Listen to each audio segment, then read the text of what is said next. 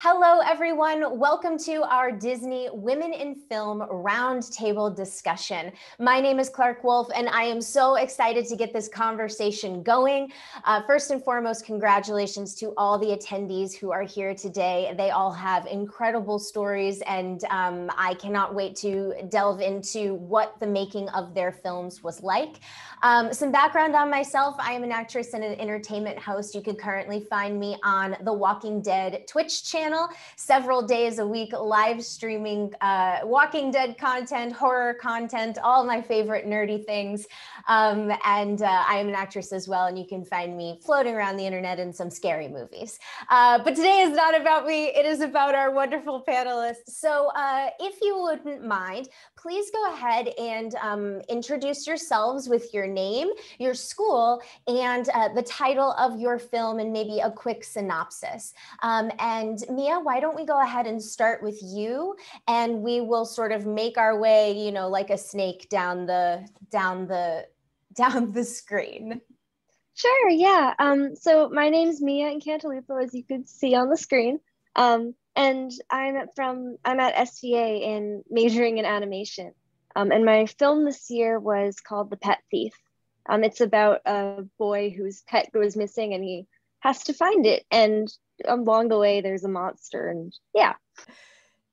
And let's see, how about now let's hear from Jingqi. Hi, nice to meet you. I'm Jingqi, and I'm from California Institute of the Arts.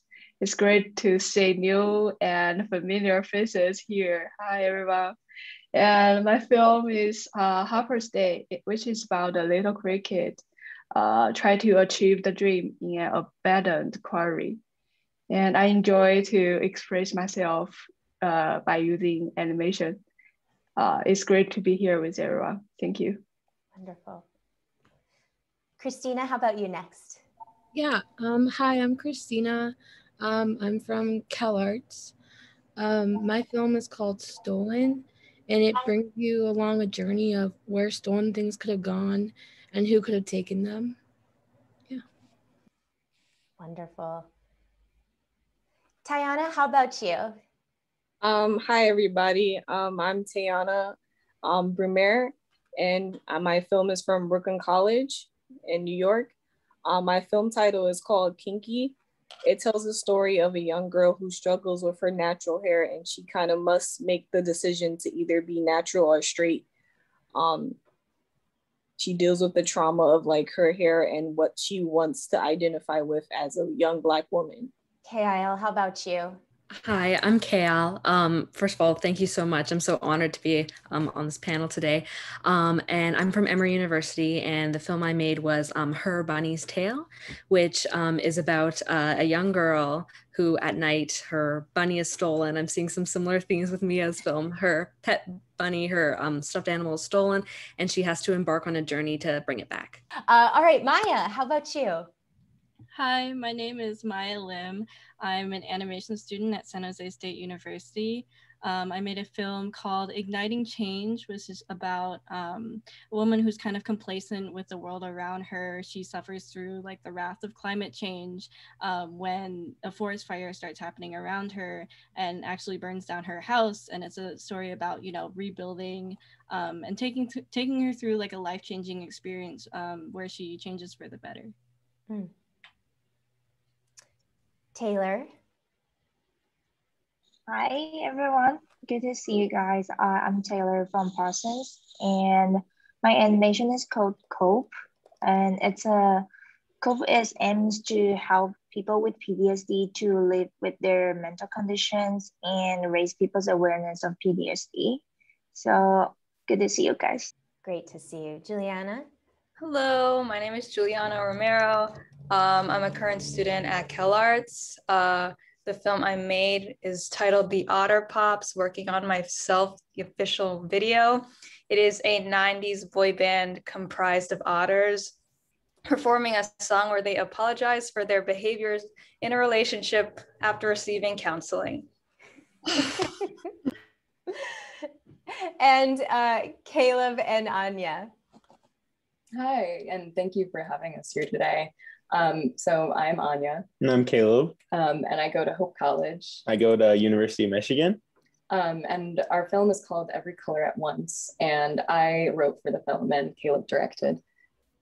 And it's basically about my identity as an emerging artist growing up in West Michigan, surrounded by a lot of white people, and how that kind of impacted my art and my identity as well.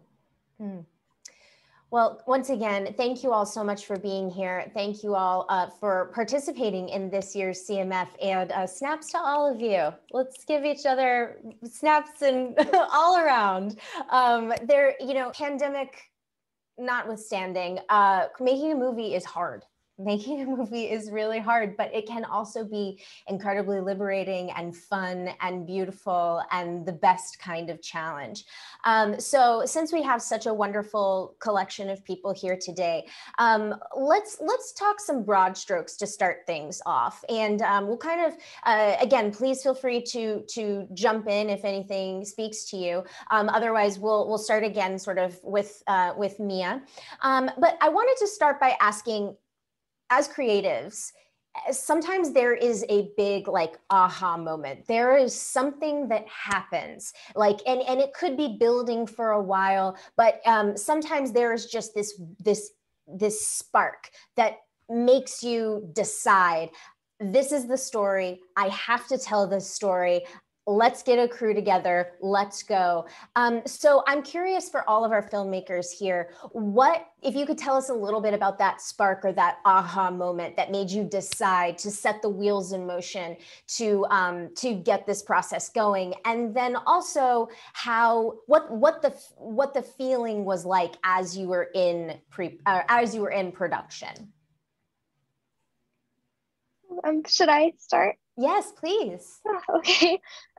Yeah, so for my film, I've always really loved monsters, like since I was a kid, and I kind of have always known that's what I really love drawing. And one day my friend came over. I hadn't seen them in years, and they came over, we were just chatting and kind of goofing around, and my cat was sitting in that way where they're like in a little loaf pose, where they don't have any arms. We were joking, it's like there could be anything under there. They could have no arms, or maybe 8. And then we were like, wait a second, what about like a monster that's a cat octopus? And from there I was just like, that's what I'm gonna do. So we actually went out for Thai food, and I brought my sketchbook and started drawing.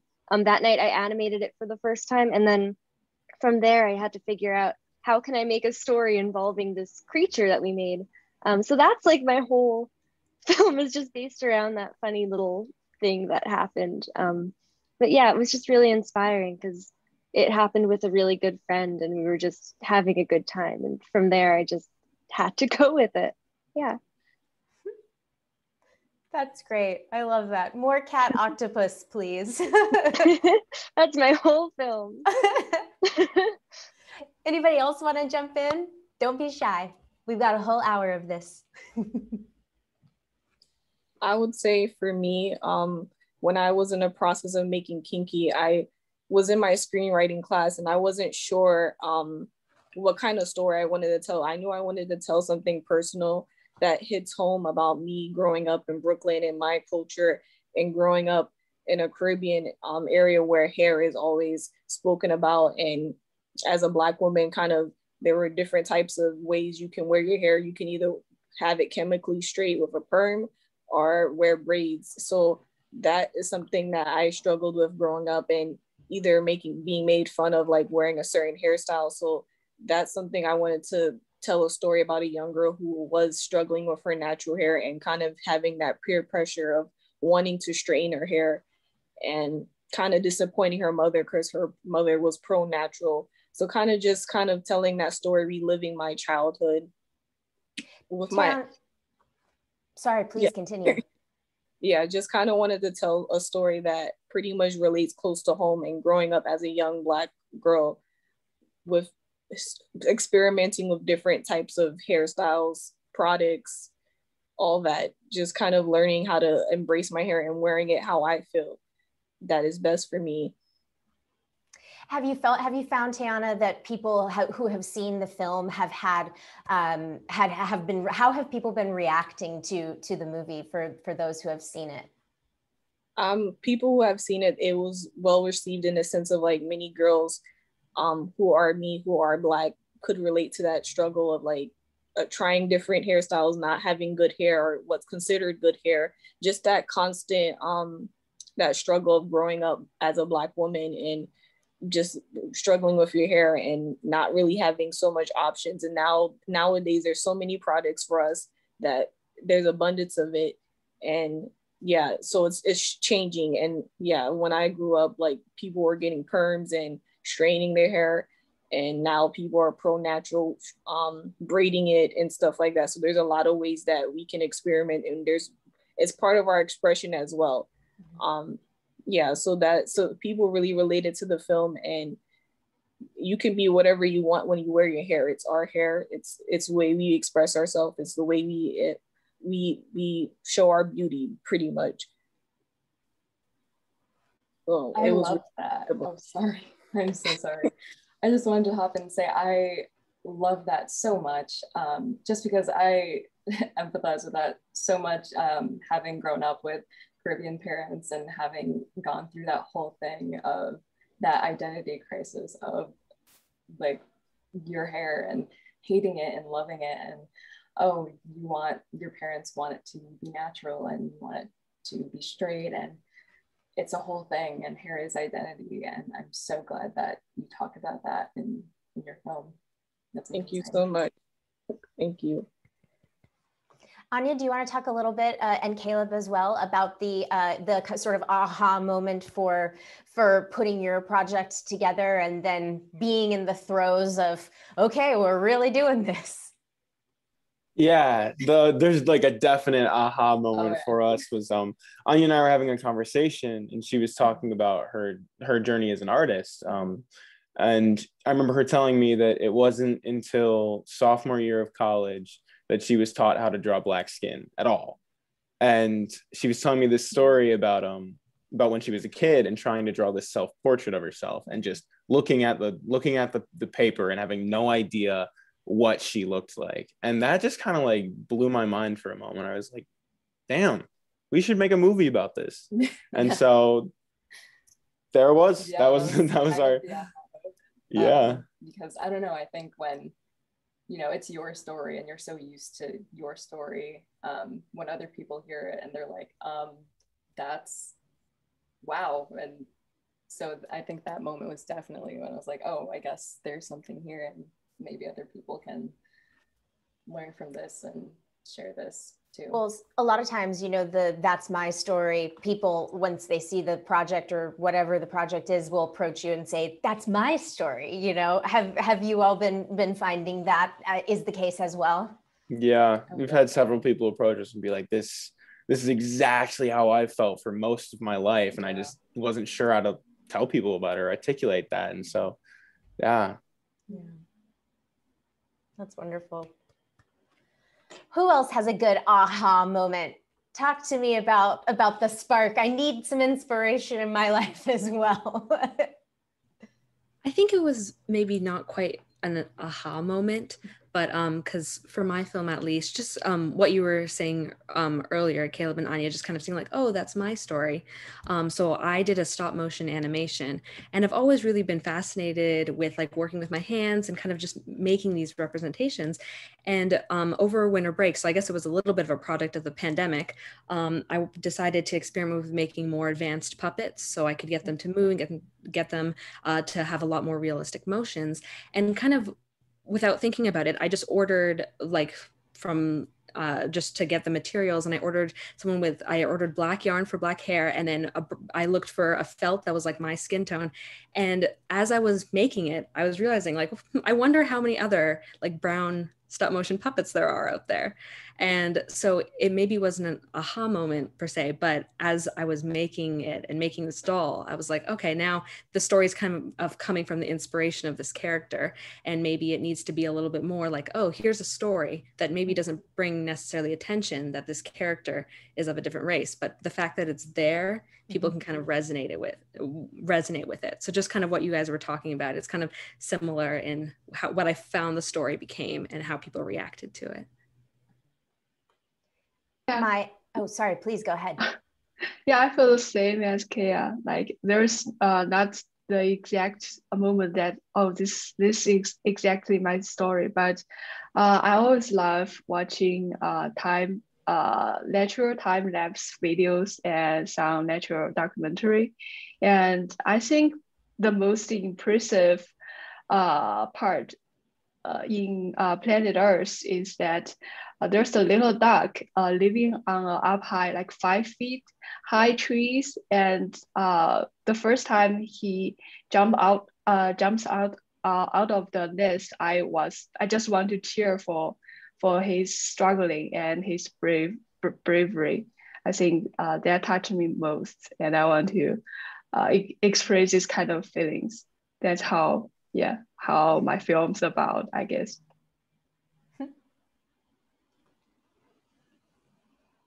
I can go next. Please, Taylor. Sorry, Michelle. So my aha moment is not exactly about the film at the beginning. It was like last year, I went back to my country, Taiwan, and then I finally went to see the psychologist after 2 years of the trauma happened. And then I thought it was just gonna be like anxiety or a little bit depression, but then my psychiatrist told me that I actually have PTSD as well. And then I was like, whoa.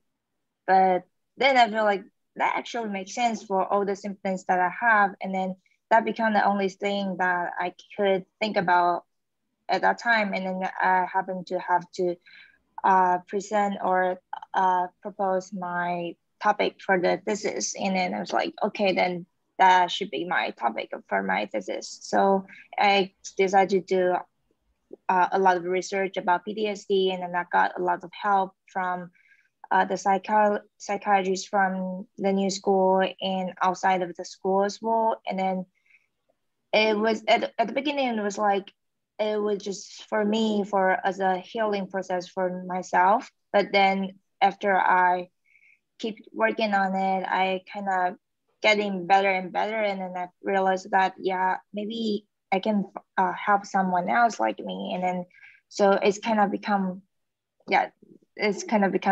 the animation in the end. Yeah. Thank you. Of course. Michelle, would you like to go next? Oh yeah, like my film is literally about art blocks, so it's literally about not knowing what to make. So I guess I didn't really have an aha moment. It was like me sitting at my desk with a pencil and paper. I'm like, man, I do not know what to do, for my film.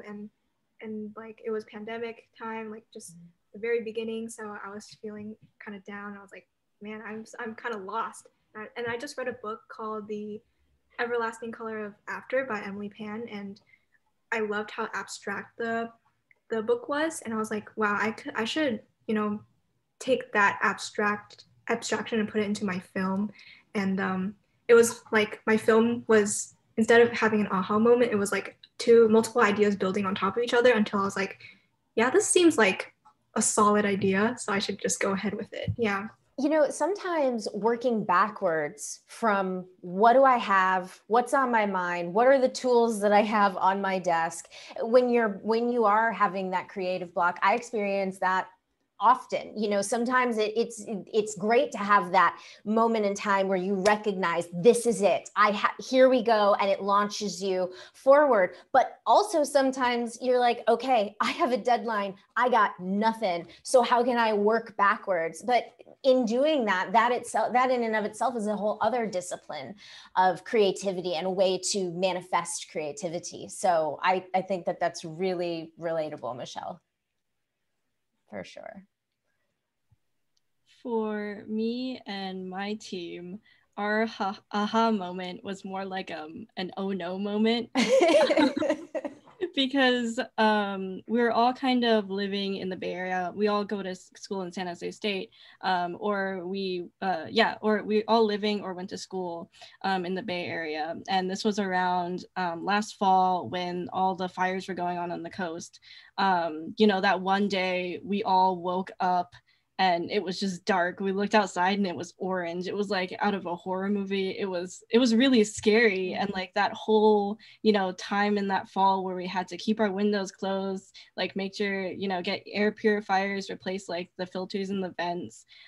It was all like a really scary experience for us, especially because we were talking to people who also like were preparing to evacuate. They had to evacuate. It was all like very personal in our lives. And so our team gathered together and we said that we wanted to make a film talking about, you know, the climate change and these fires that are going on in California and all around the coast. And kind of, yeah, our story evolved at that point in our lives in 2020. We were dealing with both like the global pandemic and the fires going on in the Bay Area. So we felt like extra locked into our house.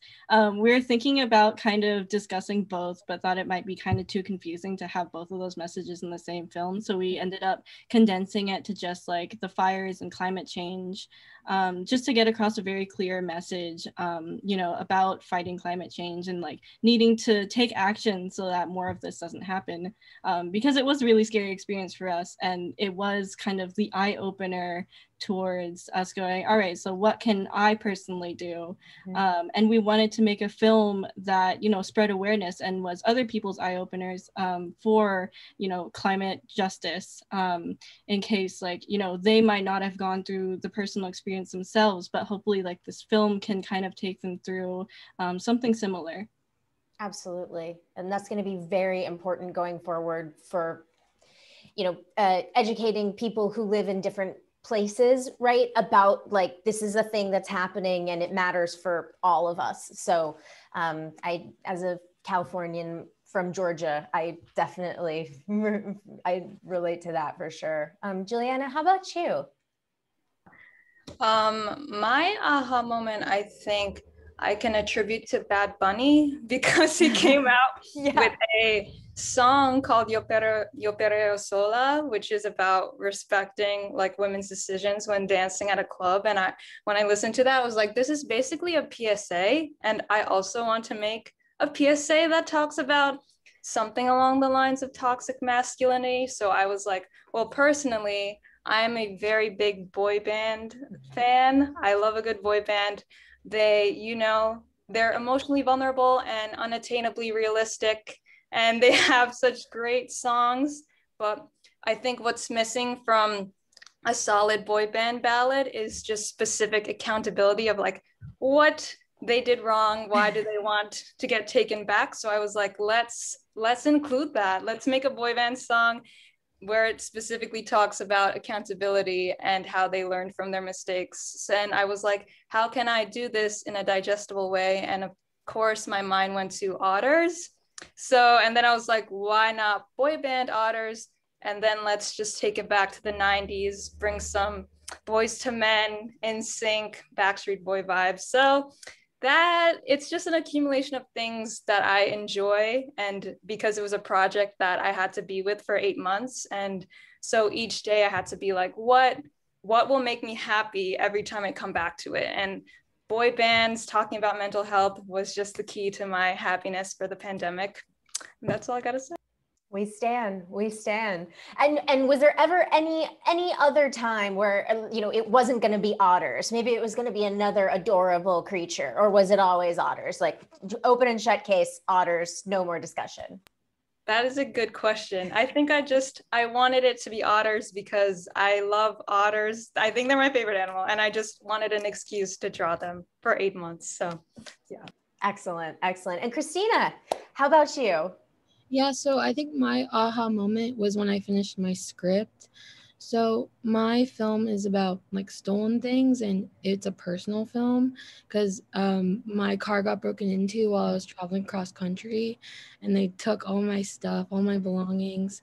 So I always wondered like, where my jewelry could have gone and where my clothes could have gone. And I really wanted to push myself and make a rhyming poem for my script. And I think after I finished that, it all came together. Like the visuals started coming together, the design started coming together, and that's when my aha moment started. Yeah.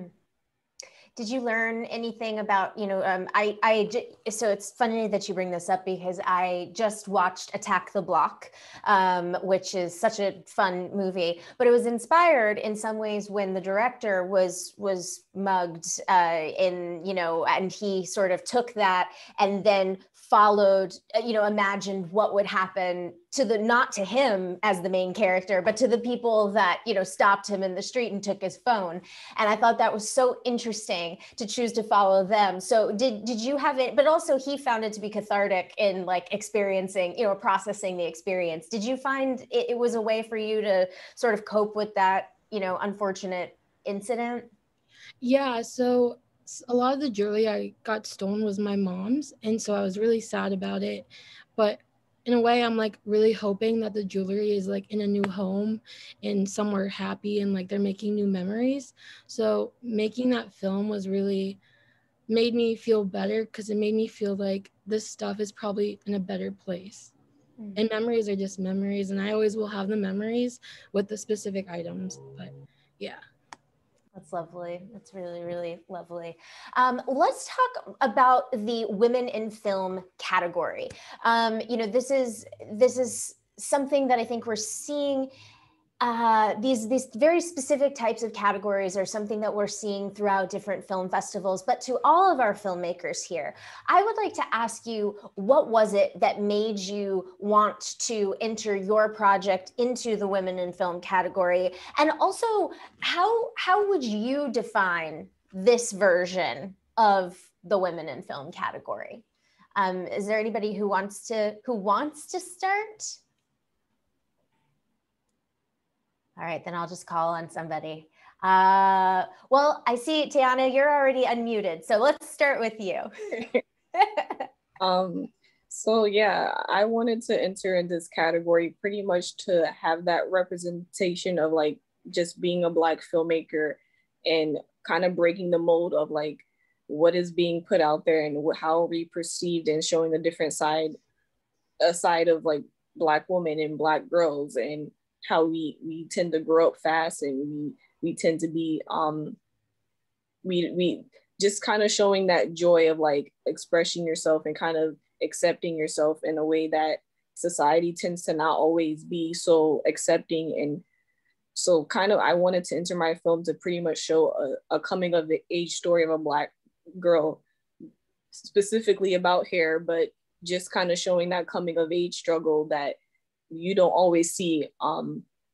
It's not a big struggle in the sense of like dealing with poverty. Yeah, the character does have a single parent home, but she is brought up well. She is a girl that's going through girl things. So kind of just showing that side of a coming of age story with a Black teen, early teen, that's growing up with just learning about her hair and herself and her identity. So I pretty much wanted to enter my film to pretty much show that side of just Black women and Black girls. That it's not always about having a hard life, but just kind of dealing with yourself. I wanted to internalize a Black young girl as well and show that side. So that's why I entered my film and now here.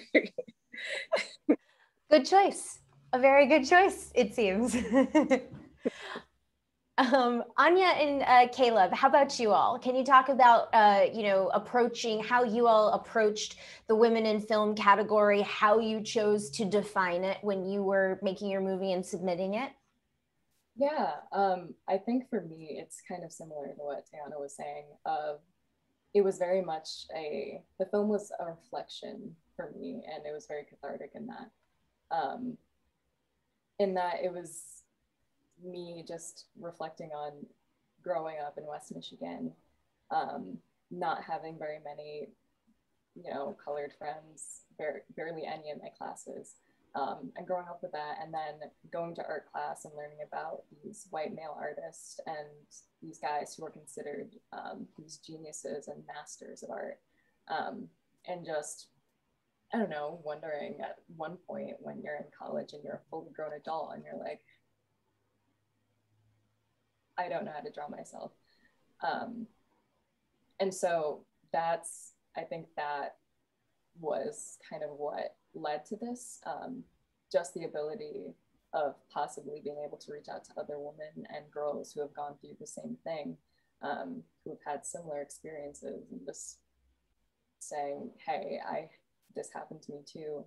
You're not alone, and maybe if you see this, you'll realize that, and maybe you won't have to even go through it, who knows. And just the idea of identity and an identity as a Black woman and what that means in just such a different environment. Yeah. Yeah, I found that, you know, I think that it's really important as we, first of all, I'm always inspired by people who participate in these types of competitions because, you know, it takes a lot to say, well, I have something to add to this conversation too, especially when you don't inherently feel, well, maybe you don't feel welcome at the table, like right off the bat for whatever the reasons are. And so, you know, I think the more that we can all continue to add our voices into the mix and say, well, I'm a member of this film community as well, and here's my interpretation of this, and it's just as valid, and it might be different, but I'm a cinephile too, I'm a director too, I'm a writer too, and you know, I have something to say here as well. So I love that, you know, all of you kind of came together and have, you know, shared your voices in this category. We're not moving away from this either. I just wanted to interject. Does anybody else have anything else they want to add? I kind of do, if that's okay. Yes. Or sorry, Kheyal, were you going to go? You go first, you got it. Okay. Anya actually reminded me a bit. So in my film, one of the characters, she makes quilts, and so her house is just covered in these quilts. And my introduction to it was actually through one of my art history teachers who mentioned Guise Bend, and it's this town that was mostly people of color, and they were making these beautiful quilts. And this white like art collector guy drove through and was like, wow, this is amazing, and bought everything and made this big gallery out of it. And nobody there got paid for it. And it was, yeah, the whole thing was really fascinating to me because you like typically the art world doesn't see crafting as artistic, and especially like womanly art and art made by people of color is just kind of seen as worthless. And I thought that was just really interesting. Like, I'm a crafter, I'm knitting right now, I can't stop. And like, it's just really interesting to me the way that art that is considered more feminine is kind of pushed to the background. And I wanted to really embrace that with my film. So that was just something interesting and vaguely related to what Anya was talking about with art being dominated by white men. And yeah, I just... Yeah. Sorry to interrupt. Wait, you can keep going, sorry. No, that's it. Just... yeah, so while Anya and I were making this film, I remember, because specifically we really wanted to focus on the self-portraiture. And I mean, because it's a reflection on herself, but also because it was really interesting when I was looking through, because I use a bunch of examples of famous white artists and their self-portraiture. And the amount of male artists who did self-portraits was just vast compared to the amount of female artists who did. And I was really confused as to why that was. And I don't think it was anything to do with whether they wanted to or not. I think it's because self-portraiture, this pride in self or this love for yourself was only acceptable when it was done by men. And women loving themselves for so long was just seen as selfish or whatever. And even so now, really... you might say, Caleb. Yeah, absolutely. It's a little joke, I'm joking. But yes, I agree.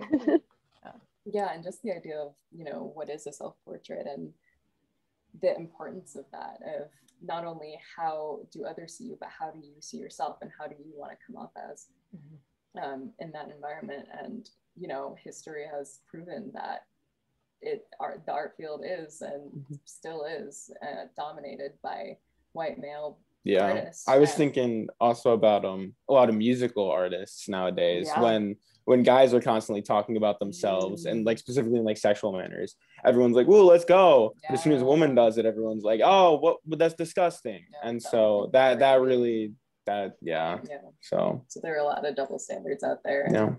I guess just starting that conversation. And so I'm so glad that you mentioned that, you know, the idea of what is art? Is it crafting? Is it, because that's a whole conversation that I could talk about for hours. Oh yeah, I mean, I like have this whole thing in the back of my head. I almost want to write an essay about it because so much of contemporary art is about like concepts. It's like I put this paint on the thing, so I'm an artist, as opposed to like I meticulously made every single stitch. I don't know. I just think it's really fascinating, the level of work versus idea and the like feminine and masculine ways that they're seen. But that's a whole complicated thing. I love that. I'm sensing a collaboration here that that might need to go after. Anya is always knitting, so you guys would get along great. Yes. Kheyal, what were you gonna say, please? Oh yeah. Well, first off, I'm also definitely a crafter. I work at a maker space on campus, so I'm also always using my hands, always making things. So I also identify with that. And it's interesting. I hadn't really thought about that before, but also that like crafting aspect about how being an animation film, we had a combination of both stop motion and computer animation, how there are different elements of like crafting in that, you know? But what I was going to talk about for this category specifically is I think that, so I'm both a film major, but I'm double major in history. And so for me, what this is often taught is when you're reading these histories, I'm very interested in kind of reading about the histories that aren't really taught, aren't really thought about, perspectives that aren't really considered as much. And so I guess that historical lens and my inner historian is kind of taking that over to my filmmaking as well, and trying to think about like what perspectives can we keep telling, because the only way to kind of change what the main, the only way to change people's perceptions is to kind of add more to the discourse and kind of influence what we see and how we see reflections of ourselves. And so the film that I made, and along with my my co-director too, we decided that we wanted to kind of enter the sphere of childlike wonder, but kind of create a different child that hadn't been like showing that, yes, there are these people, like we all have different, we might have this, we might look different, we might have different like aspects of our personalities and culture, but there is this childlike wonder that we all share. And so this is something that we can kind of identify with everybody, but then also speak to those people who haven't seen themselves reflected. So for me, at least, going into this, applying for this, into this category was really important to kind of recognize, like, yes, we have this female main character, and then I like working on the film, we just these ways to increase both the makers and who we see.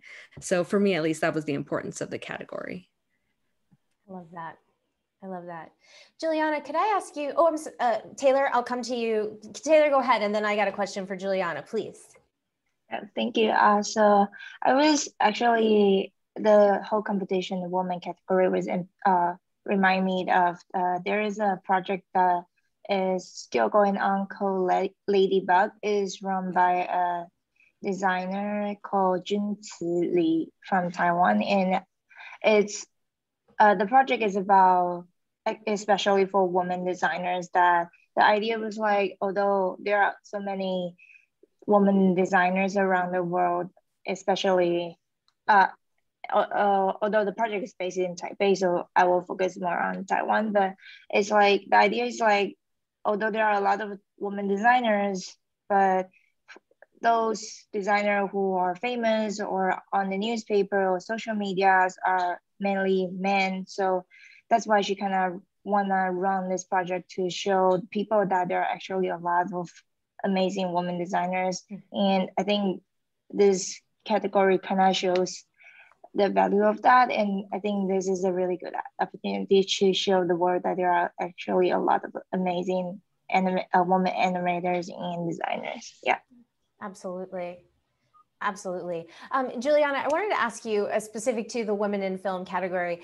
I feel like most music video directors are not traditionally women, but also I would say that most of the parody content, not that it's necessarily parody, but you know, like there's having fun within a subgenre and, you know, making a point. It is also like, I think of The Lonely Island, or I think of, you know, makers like that. I don't necessarily think of a lot of women first in that space either. Can you talk a little bit about, for you, like entering into this women in film category, but doing something that, you know, is a music video, has a strong comedy bent to it, but also has a social message? Yeah, of course.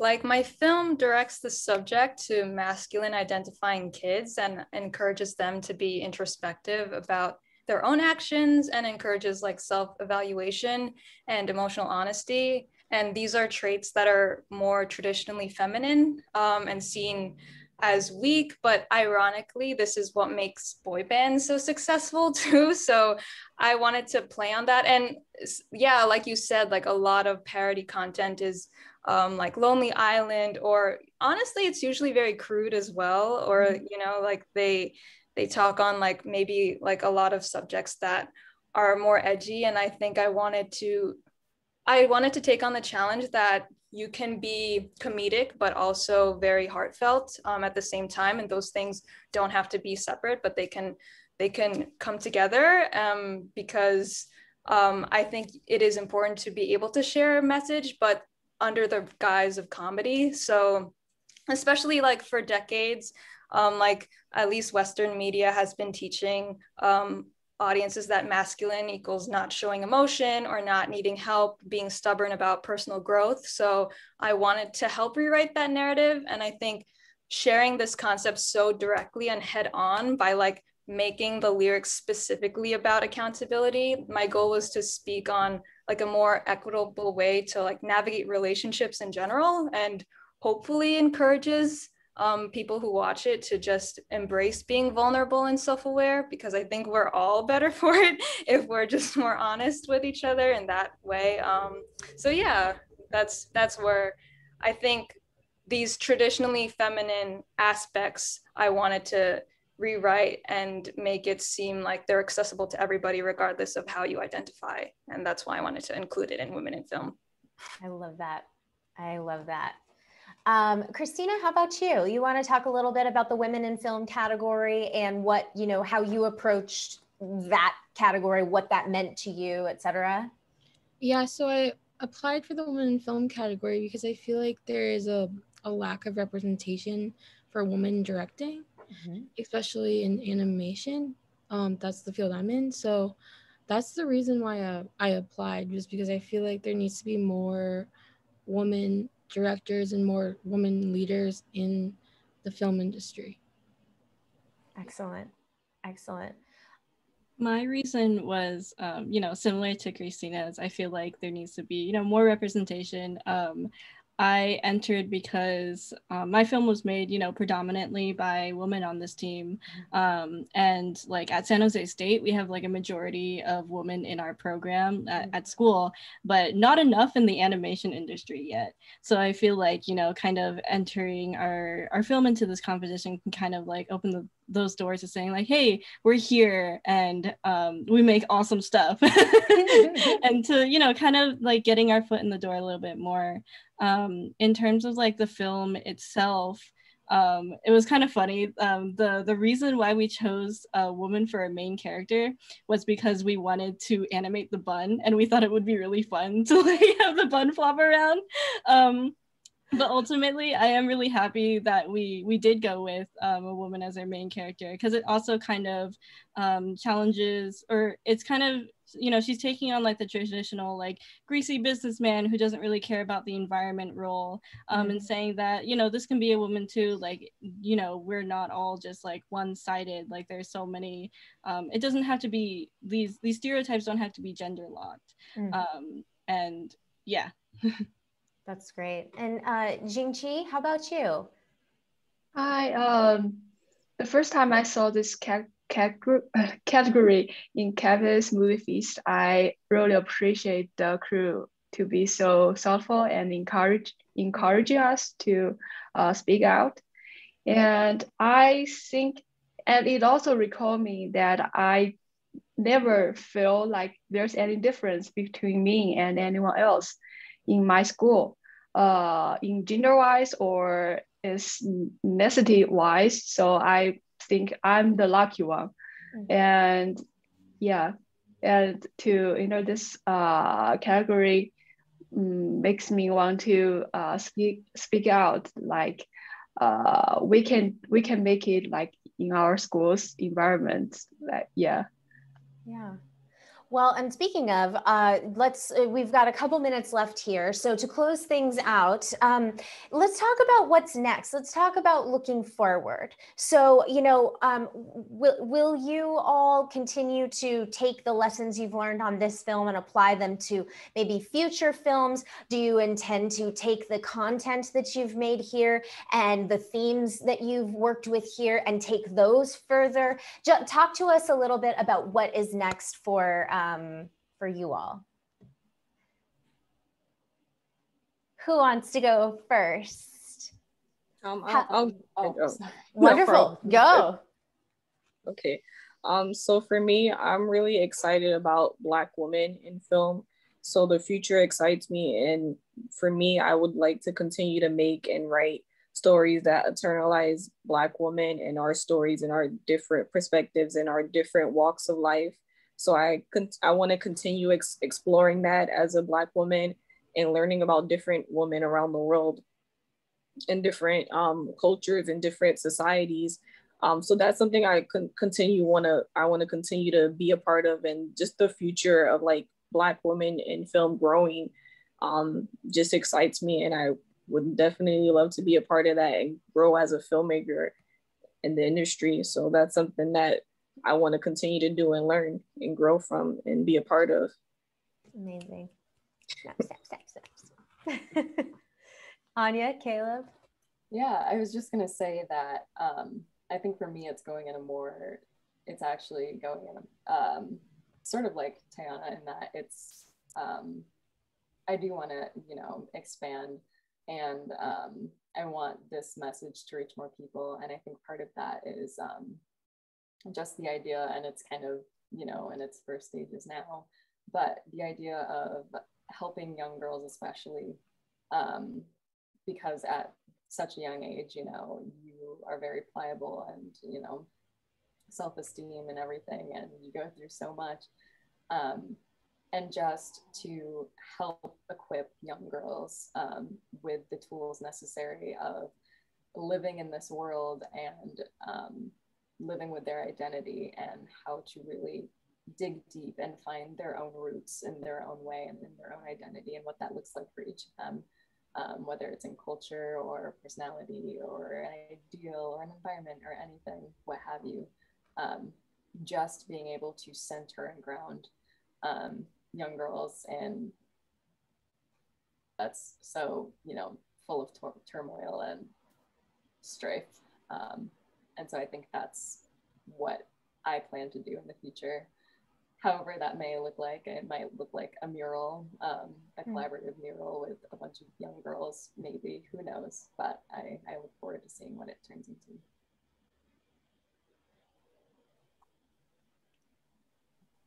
Yeah, I think just there's something so powerful about being in this panel here, because I think that as both women in film, and for me at least being a woman of color in film, you're used to kind of being like the only one in the room that looks like you, right? And so just being on this panel is really amazing, because it's like, wow, there are other makers, there are other filmmakers, there are other writers, there are other directors that have the same experiences or that look like me or can understand what I'm going through. And I think that I'm definitely going to continue this forward, because I want to change that for other women so that they aren't the only one in the room. And I think for me at least, so I'm an American, Canadian, Trinidadian, Indian woman. And that's like, I know that I'm ready to like enter all of these spheres where people are, they don't know my identity, or even if it's uncomfortable about how I look, how I present, but I think it's really important that we just keep going and doing what we're doing. And so yes, this award is really showing like, wow, okay, what I do is making some sort of difference. It's important. So I think this is really great. I do want to continue. So, and I hope all of you guys do too. For me, I definitely want to keep continue to working on mental health, and I'm also talking with still contacting with my psychologist professor at the new school, and he has a amazing contact like running with a lot of different organizations, even with WHO. So he was really interested in the film as well. So maybe we will collaborate on this in the future. Yeah, that's great. For me, I'm so glad that the Otter Popz resonated with a lot of people, because I think being emotionally vulnerable can feel so isolating when you think that you're the only one experiencing those emotions. So I would love to in the future continue to talk about subjects like mental health or self-awareness, of course under the guise of more musicals, because that's just how I like to do things. More musicals, yay! Who would like to? Yeah, Meiya, please. For me, I definitely want to, continue directing, making animated shorts. It's so fun working with a team, bringing things to life, and continue making films with, strong messages behind them, continuing to challenge stereotypes and say, like, what if they were a different gender or race? Trying to bring in as much diversity into film as I can, because it's important that people see themselves represented so they can kind of build confidence about themselves and their own lives and stories.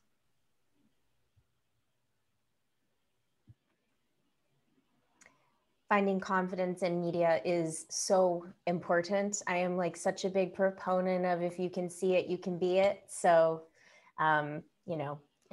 everybody, please keep going. Please don't stop.